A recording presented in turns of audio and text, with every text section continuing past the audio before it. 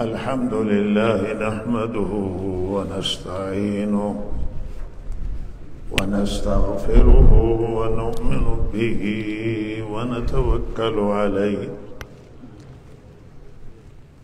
ونعوذ بالله من شرور أنفسنا ومن سيئات أعمالنا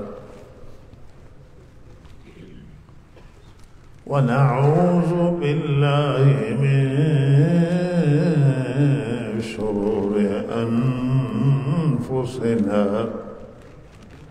ومن سيئات أعمالنا من يهده الله فلا مضل له ومن يضلله فلا هادي له وأشهد أن لا إله إلا الله وحده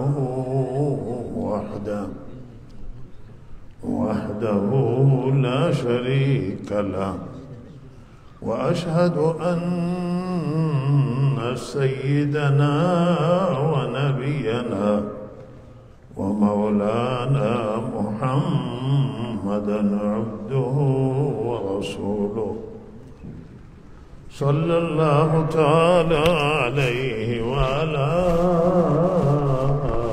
آله وصحبه أجمعين.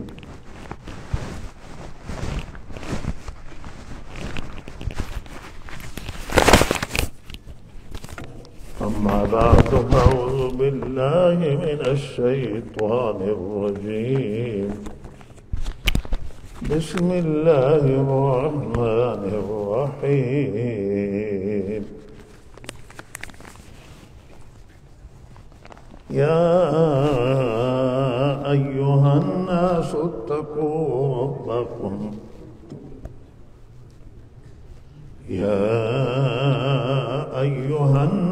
اتقوا ربكم الذي خلقكم والذين من قبلكم لعلكم تتقون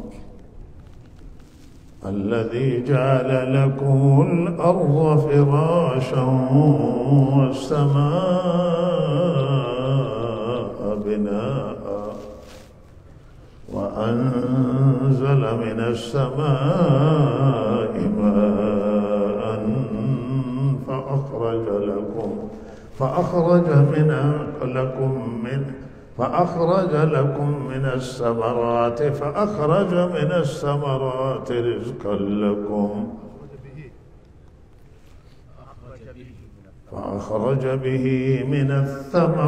رزقا لكم فلا تجعلوا لله أندادا وأنتم تعلمون.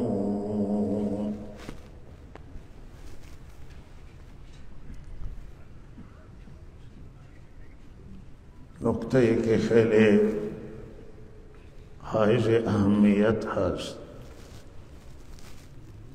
و به آن الله تعالی ما را در قرآن توجه داده است و شناخت پروردگار هست، شناخت رب العالمین هست که انسان ربش را بشناسه و شناخت رب با نعمتهای رب هست، با نعمتهای پروردگار هست. خدا را میخواهیم بشناسیم، خدا را با نعمتهایی که آفریده،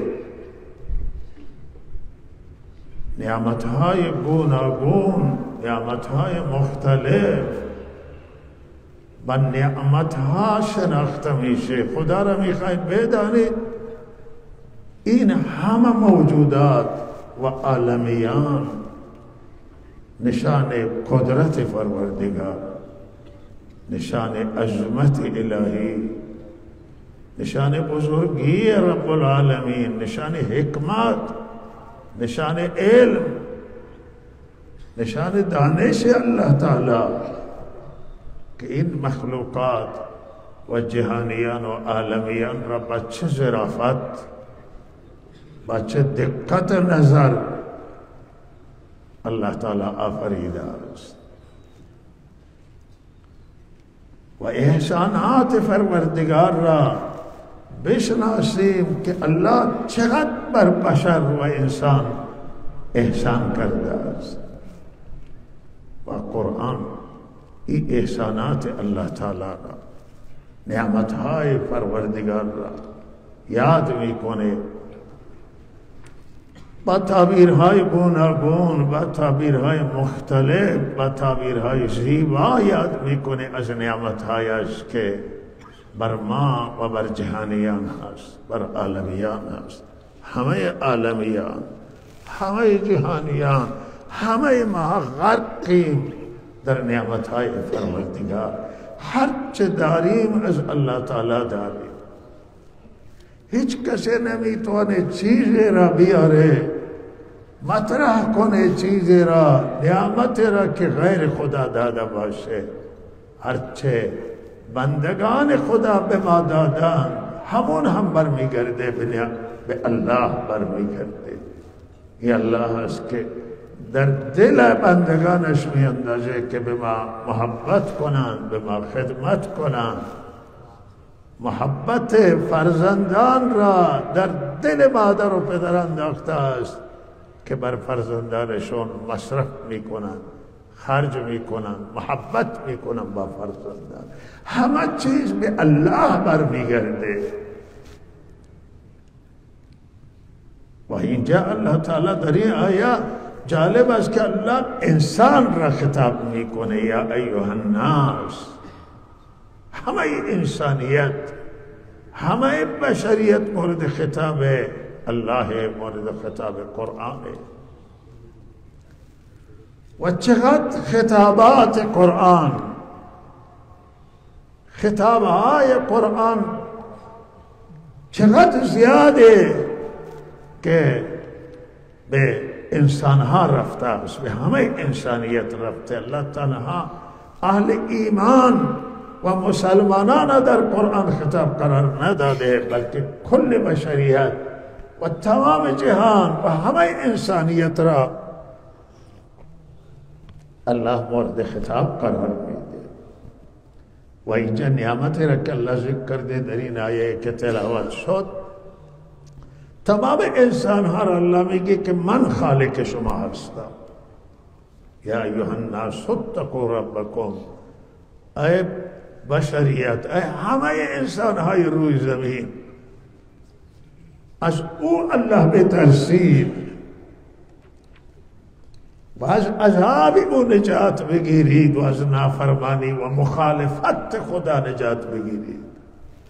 مخالف نباشید با پروردگار، مخالفت با الله نکنید، پشت به الله نکنید، خدا را انکار نکنید، خدا را نادیده نگیرید، بی توجه نسبت به پروردگارتون نباشید.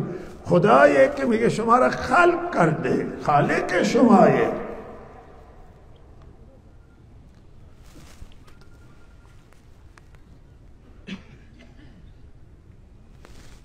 بله یا ایها الناس اعبدوا ربکم الذی خلقکم.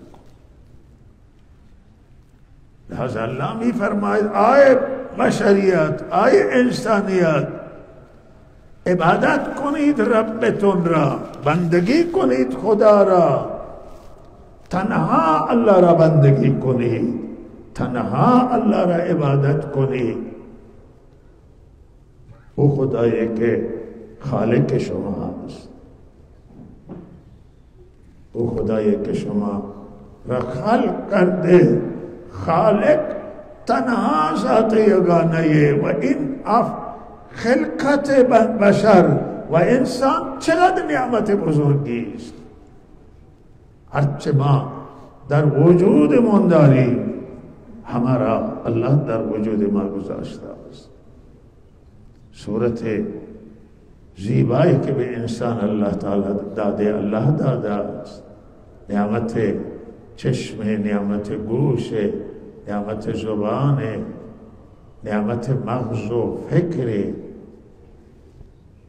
نعمت عقل و دانش، تمام نعمت ها که در وجود ما و خارج از وجود ما هستند، کل این نعمت ها را الله تعالی عنایت کرده. این عطای رب العالمین نعمتن که اینها را نمیشه با مادیات قیمت کرد. نعمت بزرگ، نعمت وجود، چه نعمت عظیمه، نعمت عقل، نعمت چشم و گوش و زبان، کل نعمت هایی که در وجود ما هستند به بشر عنایت کرده، الله تعالی عنایت کرده است. الله میگه پروردگارتون عبادت کنید، خدایتون عبادت کنید که این نعمت ها را به شما عنایت کرده، شما را به وجود آورده و اون انسانایی که قبل از شما گذشته، آبا و اجدادتون، پدر و مادرتون، همه انسان ها الله تعالی به وجود آورده است. این همه نعمت وجود شما، نعمت والدین اگر نبودند شما از کجا به دنیا می آمدید؟ نعمت آبا و اجداد اگر نبودند پدران و مادران شما از کجا به وجود می آمدند؟ همه اینها نعمت پروردگار. و بعد الله تعالی می فرمایند که او خدایی که زمین را برای شما گسترش داده و فرش کرده است به تعبیر قرآن عظیم الشان، و او ذاتی که آسمان ها را قرار داده، این فضا را به وجود آورده و در این فضا چه نعمت ها را گذاشته، نعمت خورشید، ماه، ستارگان، همه این نعمت ها به الله برمیگرده. او ذاتی که برای شما باران نازل میکنه و شما را روزی میده، انواع روزی ها را در اختیار شما میگذارد. وجود شما، خلقت شما به خدا برمیگرده و بقای شما که بر رزق و روزی و ما یحتاج و ضروریات زندگی شما هست، همه را الله تامین میکنه. با باران، نزول باران، الله تعالی روزی شما را تامین میکنه. گوشت شما که نیاز بدن شما است، حبوبات، انواع مواد غذایی را، انواع میوه ها را، ثمرات را، همه نیازهای بدن شما را که برای بدن شما نیازند، برای سلامتی شما، برای تقویت شما، برای بقای شما، برای نشاط شما، الله تامین میکنه. و لحاظا این نکته مهمه که الله تعالی به ما تذکر میده که خدایتون را بشناسید و الله را بندگی کنید، برده الله باشید، بنده الله باشید. معرفت خدا در دل شما بیاید، ارتباط شما با الله برقرار بشه. این رابطه مایه حیات قلبه، مایه زندگی، زنده شدن دله. دل با شناخت الله حیات پیدا میکنه، با معرفت الله زنده میشه، نورانی میشه، ارتباط با پروردگار، رابطه به الله، شناخت پروردگار و تعلق با الله تعالی برای حیات قلب، برای حیات انسان و بشر حیاتی پیدا میکنیم به پروردگار. با شناخت محبت پیدا میشه به خدا، دوستی با پروردگاری که خالق و مالک و رب و محسن ماست پیدا میشه. و این تعلق حیاتی برای همه انسان ها را الله ندا میکنه، همه را صدا میزنه. الله برای تمام انسانیت و بشریت اینجا برنامه ریزی کرده. و اگر ما بپردازیم و فکر کنیم به این برنامه های الله که چه برنامه های زیبایی الله تعالی تدارک دیده برای بشر، به بشر الله حرمت داده، کرامت داده.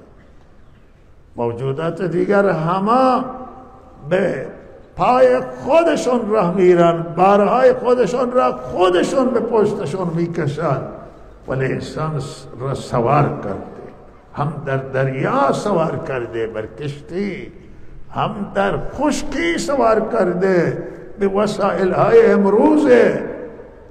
و دیروز اسب و شتر و قاطر و او وسایل گذشته را الله نام میبره. امروز در فضا هم انسان ها را سوار کرده و به هواپیما سوار کرده و از یک قاره به قاره دیگر، از یک ناحیه دنیا به دنیای دیگه بشر را الله تعالی میرسانه، به راحت میرسانه، به امنیت میرسانه. اینا همان نعمت ها به الله برمیگردن. این ابتکار و این علم و این دانش و این اختراع همه به الله برمیگردن. این عقل الله داده، این ابتکار الله داده، این ایجاد و صنعت و تکنولوژی و پیشرفت و ترقی که امروز بشر به دست آورده، همه نعمت ها به الله برمیگردن. نباید از خدا ما غافل باشیم. بشر غافل از نعمت های مهمی که به بشر داده، به بشر تمدن داده، به بشر فرهنگ داده، به بشر حاکمیت و حکومت داده، به بشر برای زندگی نظام داده، این نظام حکومتی. این از نعمت های پروردگاری که در مخلوقات دیگر کمتر به این صورت یافته میشه که در انسانه. انسان با عقل و دانش الله تعالی به این زندگی نظاممند، به تمدن، حاکمیت، حکومت به بشر عنایت کرده است. شما ببینید در این کره خاکی به چه تعداد حکومت موجوده. ملت ها همه جمع میشن و سرنوشت خودشون را تعیین میکنن و یکی را انتخاب میکنند و در راس میگذارند و حکومت برای خودشون تشکیل میدن، نظامی برای خودشون، زندگی خودشون انتخاب میکنن. این خودش رحمت پروردگاره و از کرم الله، الطاف پروردگار است. و او حکومت بعد نوع نمایندگی از جانب پروردگار برای مردم و نوع نمایندگی از خود ملت.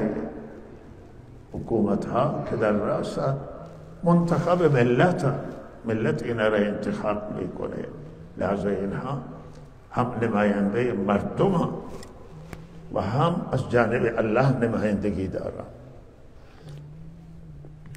هر دوی این نمایندگی تقاضا میکنن و مقتضایشون آنه که ترحم بشه بر خلق خدا، نمایندگی الله آنه که حکومت ها بر مردم مهربان باشد، چون این همه از مهربانی الله سرچشمه میگیره.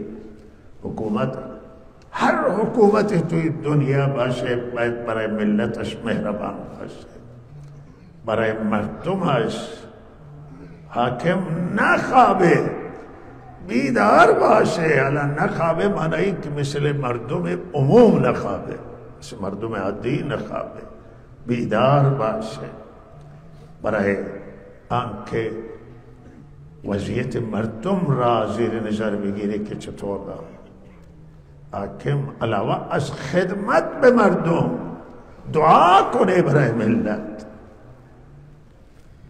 و بیداری بکشه برای ملت، عدالت را اجرا کنه، گسترش بده. این نمایندگی خدا همینه که الله عادلان، الله پر هیچ کسی به اندازه نخی که در پشت خسته خرمای، یک نخ سفیدی خسته خرما داره، به اندازه همو الله می فرمد من ظلم نمی کنم. الله ظالم نیست و یک ذره ظلم نمی کنه. ولا یظلمون نقیرا، الله ظلم نمی کنه، بر بندگان عادله و حاکم به اندازه نخی اون سفید خرما، خسته خرما، بر بندگان الله ظلم نکنه. عدالت، ترحم، شفقت، همون شفقتی که پدر بر فرزندان داره، پدران دارن، همون شفقت پدری و مادری را حاکم بر ملت باید داشته باشه، ترحم بکنه، عدالت را در بیانشان گسترش بده، آزادی بده به حاکم، به مردم.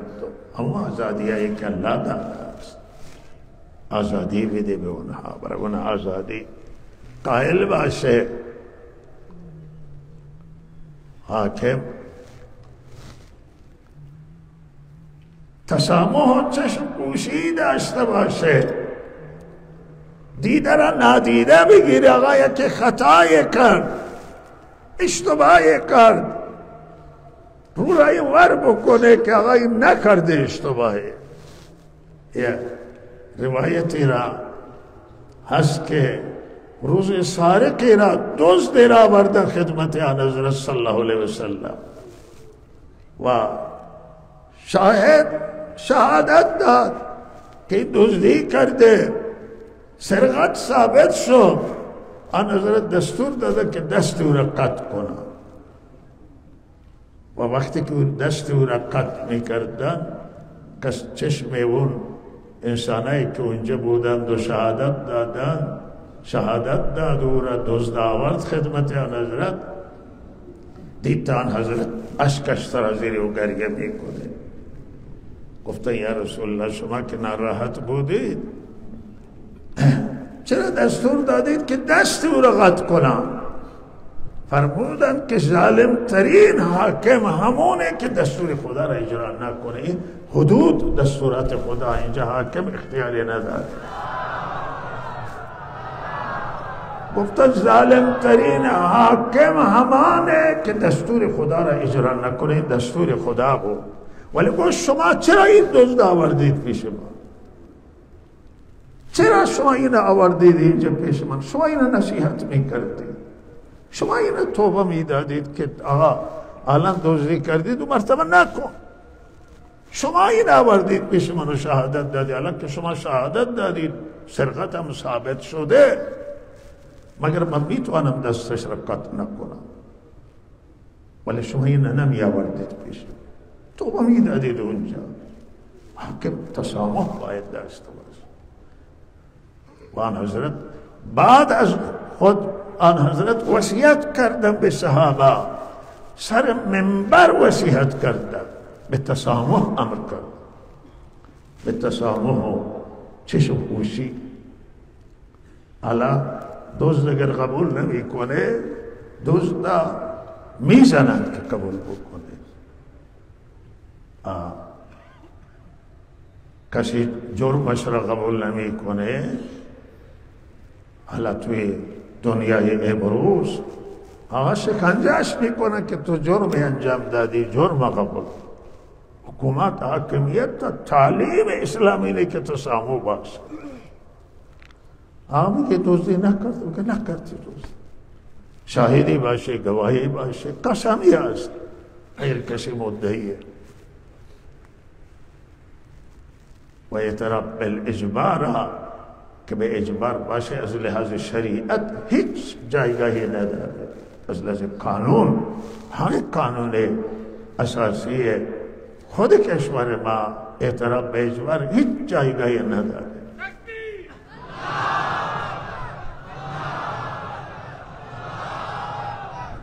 زدن متهم و اینها هیچ جایگاهی نداره.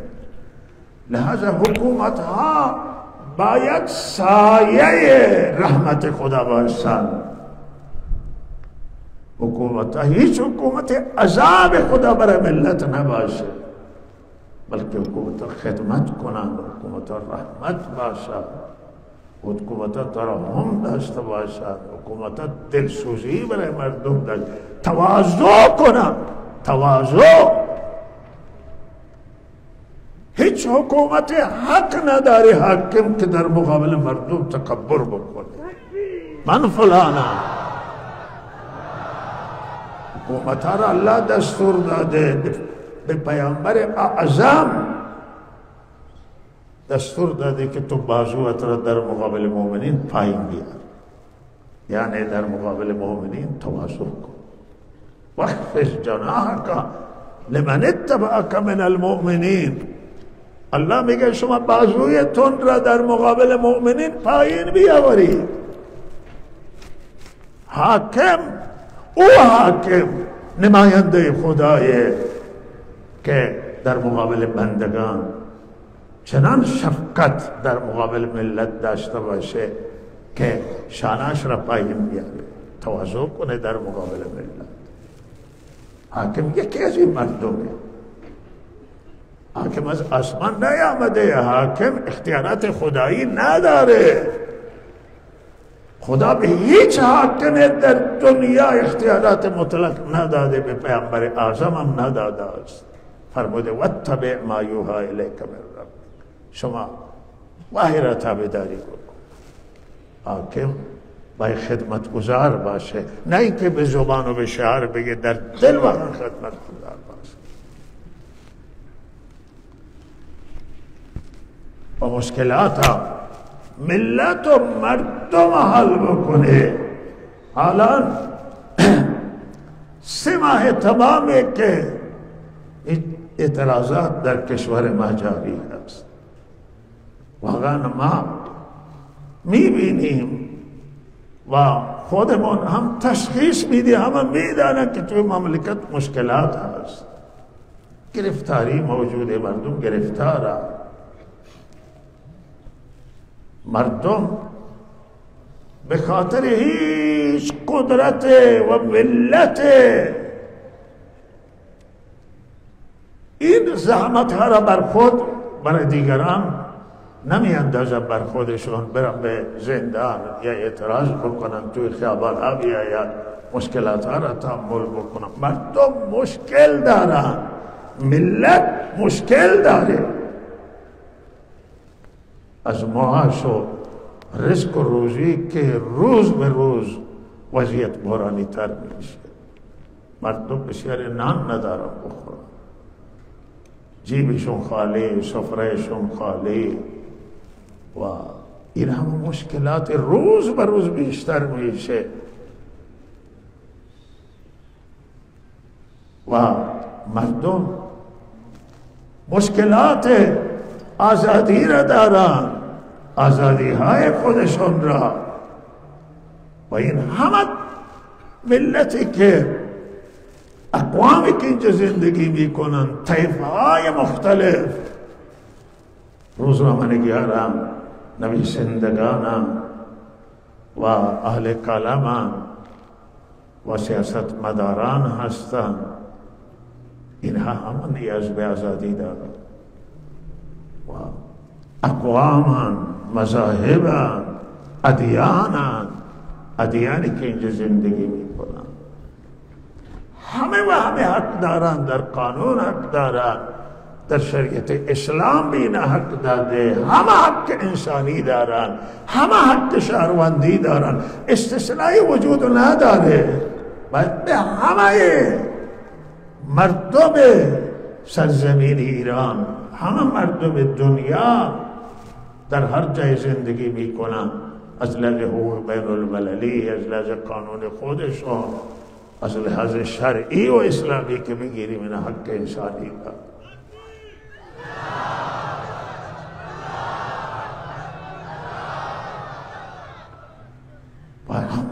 همه باید حاکم چنان گستره داشته باشه و چنان دیدگاهش وسیع باشه که تمام این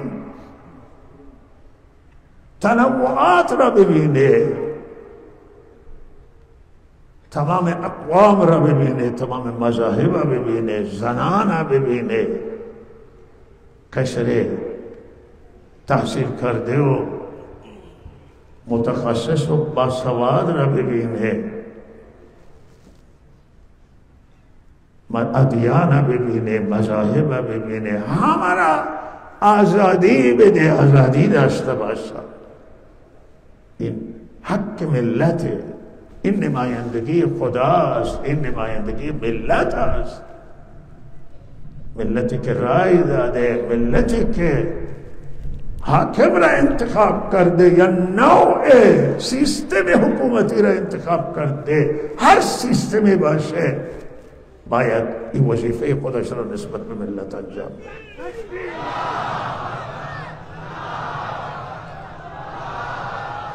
و همینی که ما میگیم ببینید ملت را، ملت درد داره، ملت مشکل داره، ما خیرخواهیم، دلسوزه، دشمن نیستیم، مخالف نیستیم، ملت مشکل داره. ببینید 3 ماه شما زندانم کردید،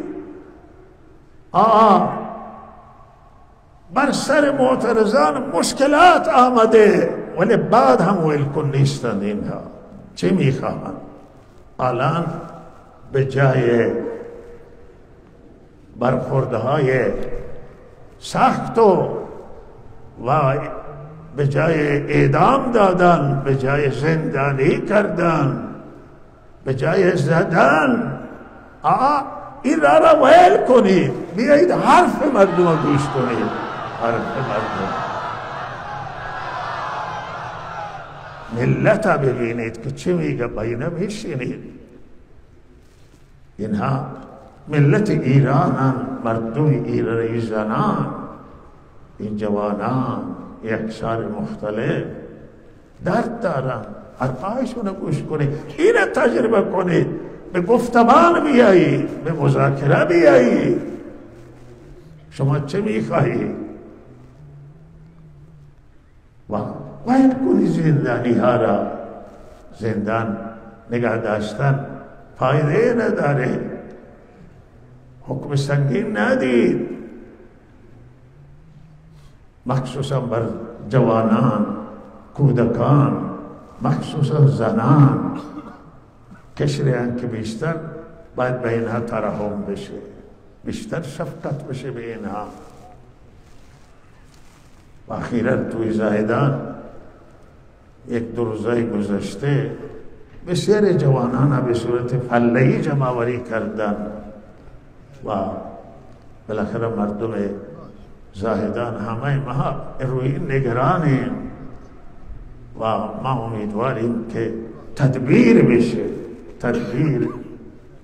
و این با فشار آوردن بر مردم کار درست نمیشه. چرا که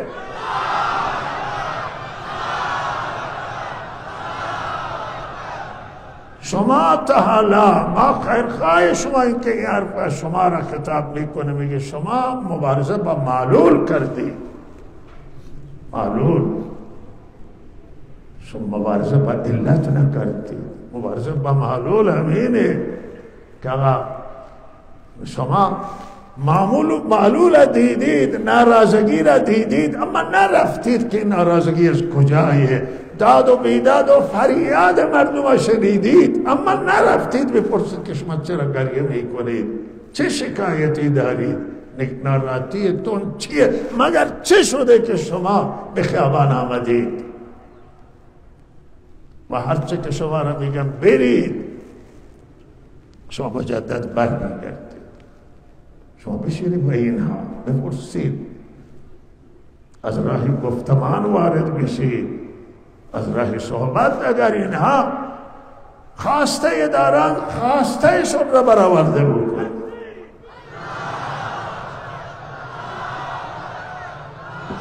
کنار بیایید. توصیه من نه تنها برای جمهوری اسلامی و مسئولان ایرانی هست، من این توصیه را به همه حکومت ها، به همه دولت ها میگم که شما در مقابل ملت تو کنار بیایید با ملت،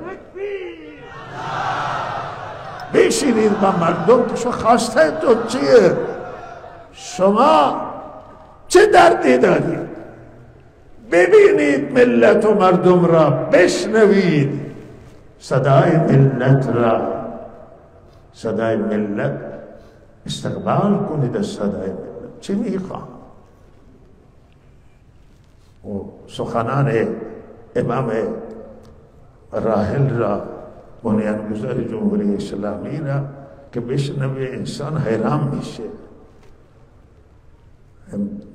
میفرماید که هرچه ملت بخواهد، هرچه مردم بخواهند، میگه که همونه، ما هم همونه میخواهیم. این سخنان تعالی هست. شما ببینید مردم چه میخواهند، خواسته مردم برآورده بشه، مشکلات مردم حل بشه. کشور در اون جهتی که مردم میخواهند، مردم با بنبست مواجه. و اگر ملت ناراض باشه و ملت جدا باشه و دولت جدا باشه، مملکت با بنبست مواجه میشه.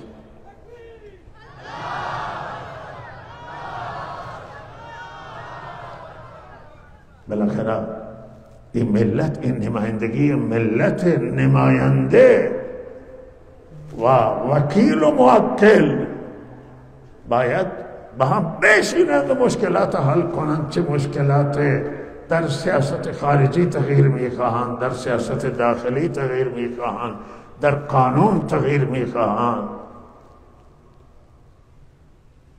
در چه ناحیه مشکل از کجاست، هر تغییرات میخواهم با این تغییرات بنابر خواست مردم ملت انجام بگیرید. این راه حل، نه کسی را بگیرید، نه کسی را زندان بکنید، نه خودتون را به زحمت بیندازید، نه مردم را به زحمت بیندازید.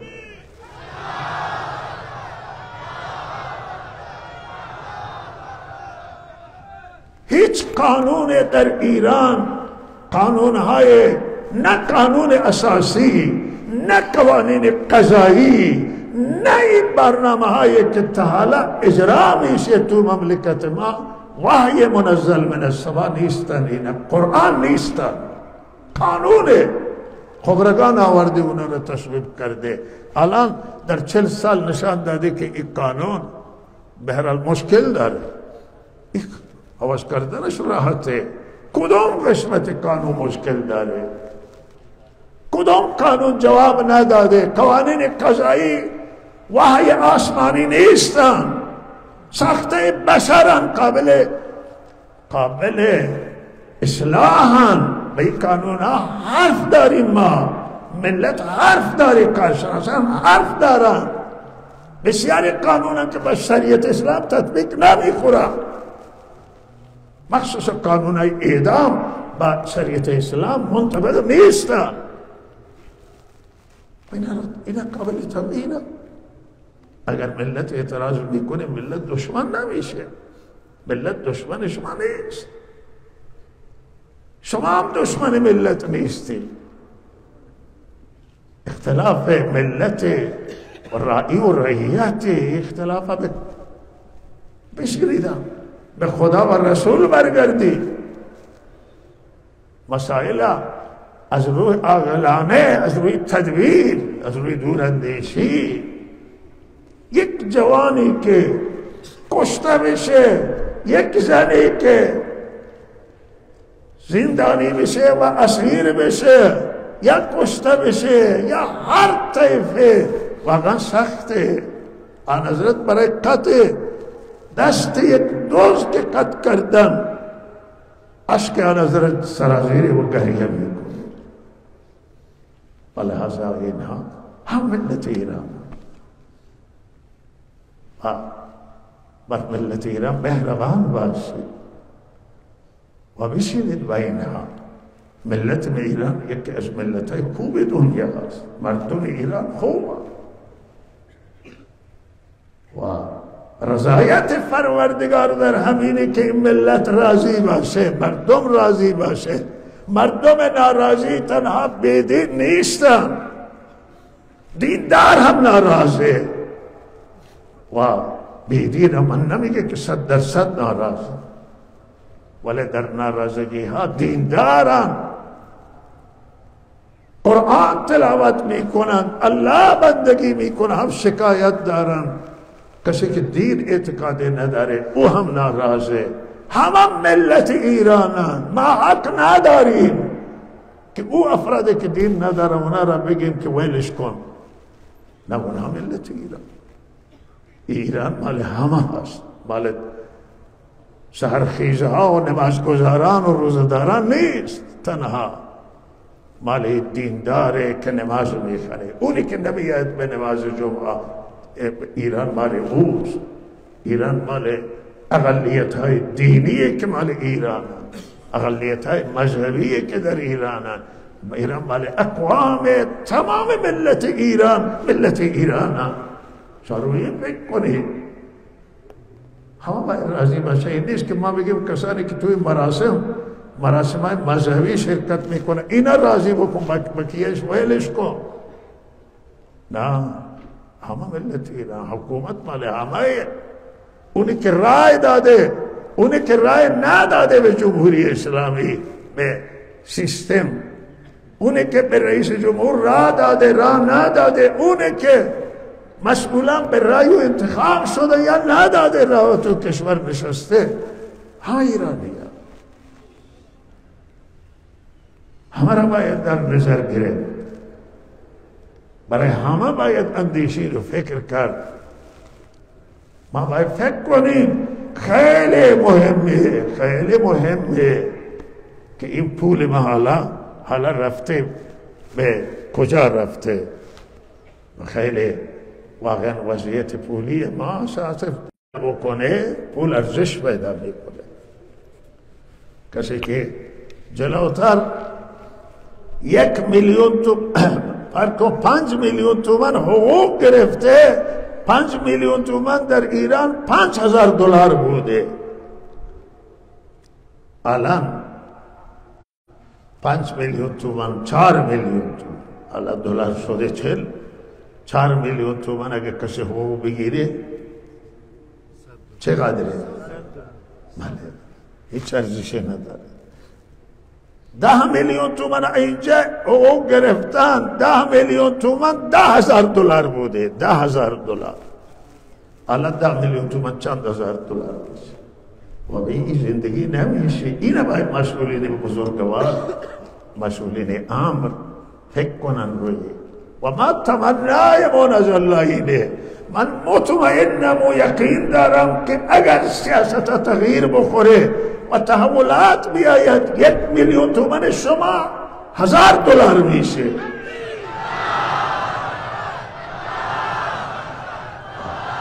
$3 میلیون تومان شما $3,000 زندگی تغییر میشه و تغییر بیاید. تغییر این با سیاست اقتصاد نه، سیاست تغییر بدید. اقتصاد تابع سیاسته. سیاست ها وقتی صحیح بشه تغییرات میاد تو مملکت آسانه. شما از مردم سوال بکنید، شما از مردم با مردم بشینید، با دانشگاهی‌ها بشینید، با متخصصان و نخبگان بشینید، شما با زندانی هایی که زندانی سیاسی بشینید، شما با علما بشینید و بشینید و نظر بخواهید و واقعا نظر بخواهید تغییر بدید. نگاه نکنید که چه چیزی است، هر قانونی باشه تغییر بدید به نفع مردم خواسته باشه. مردم در اصل در جمهوری ها اصل حاکم خود مردم ها، اصل حاکم مردم ها. در حکومت های اسلامی حاکم هم الله و مردم ها و الله هم به همین راضی میشه که رضایت مردم گرفته بشه.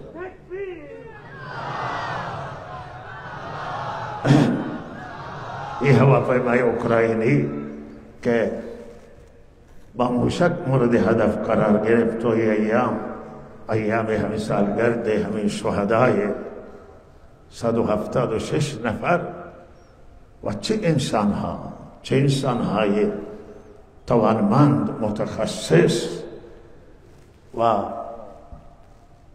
دانشجو و طیفهای مختلف که در این پرواز زده شدن، واقعا یکی از بزرگترین دردها مصیبتها برای ملت ایران که 176 نفر دست جمعی یک جا زده بشند و بالاخره این واقعا در دعوت واقعا دل انسان درد میگیری که اینها توی کشورهای دیگه دادگاه به دادگاه و میگردند و حق خودشون اینها بالاخره توی موضوع یک تقصیر بزرگی که در اون زمانه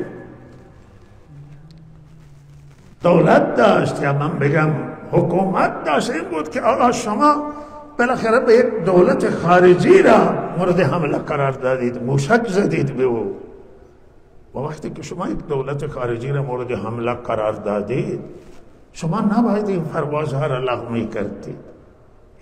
هر انسان دو تا چهار تا میفهمه که شما وقتی که امریکا پایگاه امریکا را موشک شلیک کردید، امریکا وسایل و امکاناتش از شما پیشرفته تر داره. خب احتمالا میدادید که امریکا موشک شلیک کنه، امریکا جواب بده، شما باید تمام پروازها را لغو میکردید. جلوتر چند ساعت قبل از این موشک شما بالاخره ممنوع میکردید پروازها را در هر جا ایران. هواپیماهای خارجی را اجازه نمیدادید که از این فضا عبور بکنند، چرا که کشور شما وارد جنگ میشه. شما که موشک زدید یعنی شما وارد جنگ شدید. حالا امریکا که شلیک نکرد و حمله نکرد یا جواب نداد، حالا یا ترسید یا چه فکر کرد، او چیز دیگری است. من وارد و باس نمیشم و مال من نیست. ولی من شما احتمال بدید که تا یک ضعیفترین دولت شما موشک باران کنید و موشک بزنید، او هم موشک بزنید در اومال این موشک برخورد کنه به هواپیما.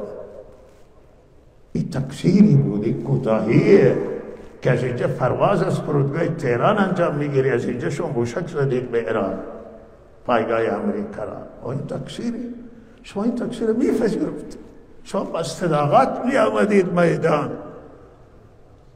هر کاری بشه دولت یا ملت همه بالاخره صادقانه بگه آقا اشتباه شده است، اشتباهی شده.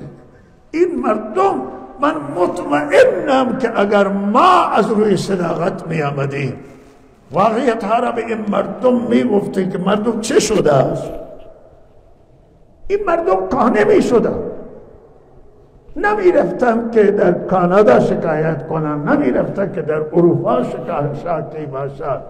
و چندین ساله که پرونده میگرده و این مردم ایرانیان، این همه عزیزان ما هستند، عزیزی این ملتن، عزیزان شما این حل میکرد. من گفتم اتفاقا به خود آقای رئیسی که اولی بار که دیدم من گفتم که من حیرانم، آخه تمام دنیا اتفاقات پیش میاد، آقای رئیس جمهور بیاید میگه که اشتباه مال منه، من اشتباه کردم، البته استعفا میده، بعد نخست وزیر استعفا میدن، رئیس جمهور استعفا میده، میگه اشتباهی از ما شده. و مردم به بزرگواری شما چرا این مسئله نتوانستی حل کنید؟ مسئولان من نتوانست حل کنم. مسئولان اون دولتی که او زمانه بوده، به هر حال شورای امنیت ملی حاکمیت به این مسئله از رسما هر چه واقعیت بوده، ما نمیگیم چه بوده است، ولی ما میدونیم که اینجا تقصیر از جانب به هر حال مسئولان بوده، تقصیری بوده، به تقصیر اقتدار کنم واقعیت را بگن، آقا عذرخواهی بکنم. تو همین مسئله که برای خود ما اینجا پیش آمد، ما هنوز برای ما قابل درک نیست که اینها که ما را زدن، اینجا این مسلح را زدند، اینا ایرانی بودن، هنوز برای ما واقع. چون ایرانی باید یک ترحم وطنی داره که وطنی در دلش هست. این مردم چه کردن که جزده شد؟ هنوز مسئولان ما نتوانستن که بیاین را بگن که ملامت کنن اون طرف و بگن که مردم مظلومانه کشته، از دل مردم ما نتوانستیم در بیاریم. حالا دادگاه یہ تشکیل شده و دادگاه گزارشش همینه که 30 نفر احضار کرده، چند نفر از اینا بازداشت کرده و میگه که ما رسیدگی میکنیم، ولی من کم بیشی به هر حال ما داریم اطلاعات که فشار بر سر قضات و دادگاه است.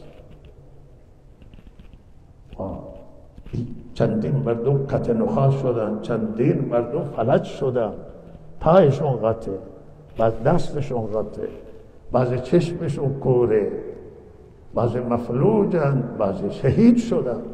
خب اینا ملت شما بودن، ما شهروند شمایی، اینها ایرانی هم و شما می آمدید بینم در می آوردید. اینها ملت ایران ملت با گذشته، ملت ایران مردانگی داره، ملت ایران غیوره، مردانه رفتار بشه با ما، مردانه رفتار بشه با ملت ایران. با این بازماندگان هواپیمای اوکراینی اگر با مردانه رفتار میکردید این مسئله حل شده. الان هم توصیه ما اینه که با اینها مردانه رفتار بشه. به اینا گفته بشه که شما نیازی نیست که جای دیگه دادگاه تشکیل بشه، شما هرچه میگید ما میپذیریم، شما هرچه میخواهید ما در مقابل شما تسلیمیم، مگه کم میاره؟ بنده پیش نماز شما یک فرد عادی هستم، ولی اگر از من چیزی انجام بگیری و شما معذرت بخواهم، مگر من کم میارم؟ مگر رئیس سفید از مردم خودش عذرخواهی بکنه و اشتباهش را بگه کم میاره بالا میاره؟ من معتقدم که اقتدار نظام، خوب توجه کنی حرفا، با سلاح هسته‌ای هم نیست. البته اینجا کسی سلاح هسته‌ای نمیخواد درست بکنه، ولی با قدرت هسته‌ای که دنیا داره، با قدرت تسلیحات، با قدرت ارتش، با قدرت نظامیان، اقتدار نظام نیست. اقتدار نظام با اینه که رضایت مردم داشته باشه، مردمی باشه، در مقابل مردم شانه‌اش را پایین بیاره، سر فرود بیاره و به حق تسلیم بشه. اقتدار ما در آن اقتدار نظام ما با صداقت، با واقعیت، با پذیرش حقایق، با پذیرش واقعیت ها، با پذیرش حق، با اجرای عدالت، با گرایش کرنش به سوی ملت. این ملت ها ما بعض میگن که اینها امریکایی ها، اروپایی ها، غربی ها نسبت بده. بابا غربی ها چه کاران؟ امریکایی ملت شمایه، شما این ملت ها نگذارید اگر بالفرض تو که این مسئله باشه که دیگران تحریک کنن، چرا ملت ما را دیگران بیاید پشتیبانی بکنن؟ خود پشتیبانی ملت باشه، شما بیایید در کنار ملت بگه ملت هرچه شما میخواید ما در خدمت شما. چه نیازی پیدا میکنه که دیگری بیاید پشتیبانی بکنه وقتی شما پشتیبانی؟ چه نیازی پیدا بشه که برن دادگاه جای دیگه تشکیل بدن، شما دادگاهتون رو باز بکنید؟ شما هرچه میخواهید عدالت تا اجرا بکنه که قانع بشن روی عدالت راضی بشن. این اقتدار نظامه. اشتباه فکر میکنه کسی خیال بکنه که اقتدار نظام اینه که ما حرف هیچ کسی را قبول نکنیم و بیستیم در مقابل هر کسی. اشتباهه. یک جای بیستید، یک جای تسلیم بشید، یک جای توقف کنید. به حرف حق بوی اگر از حرف بیاید، بوی حق بیاید باید تسلیم شد. و واقعا مولانا مطهری که از علماء سرشناس خافه و مولانا دیر شده، مولانا مطهری حفظه الله با هیئتی آمدند از علمای برجسته خراسان زمین و مدیر مدرسه احناف خاف ایشون آمدند و ایشون را برای قصد تسلیتی می آمدند اینجا و برگردانیدند. واقعا خیلی جای تعجب هست و تعصب. حاکم باید دیدش خیلی وسیع باشه، خیلی بلند باشه. نظر حاکم اگر تنگ باشه هم خودش تکلیف میفته، برای خودش رنج درست میشه، برای مردم به رنج میفته. کشور ایرانی، هر ایرانی هر جا میخواد بره گذرنامه نیاز نداره بره. شما حق این بود که مولانا را میگفتید که شما که اونجا میری سلام ما را هم برسونید، تسلیت ما را هم بگید. و این مناسبه علما را نخبگان جلوشون نگیرید. ملت و اقوام که به ملاقات دیگه آزادی باید، همینی که علی شکایت آزادی همینه. شما میگه آزادی هست که شما حرف میزنید، ولی شما بود دیگر را نگاه کنید که مولانا مطهری را بر میگردانه. بسیاری علما را نگذاشتن بیاید، بسیاری مردم خواست اینجا برای تسلیت بیاید نگذاشتن. خلاف آزادیه. بگذارید راحت ترید، بگذارید و شما راحت بشینید، هیچی نمیشه. و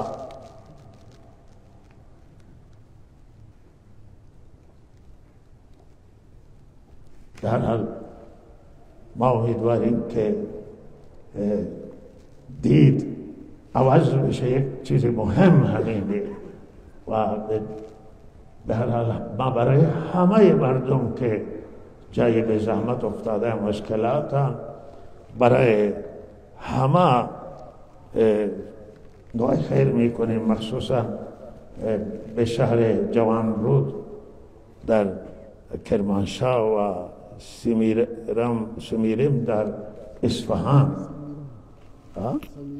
سمیرم در اصفهان، بالاخره هر سال بر اینها خیلی زحمت آمد اخیرا و دعای خیر کنید که الله تعالی مشکلات حل بکنه و توصیه امام مسئولان عامه که اجازه ندید بر مردم ایران زمین و ملت ایران فشار وارد بکنن بازه و عهده ها خالی کنن بر اونها. همه اینها حرمت دارن، همه اینها در قانون مساویه و بالاخره راه حل نزد ما همینه که گفتمان بیاید و شنیدن حرف مردم. و صلی الله علی سیدنا محمد و آله و صحبه اجمعین. الله به همه توفیق کمال لنا.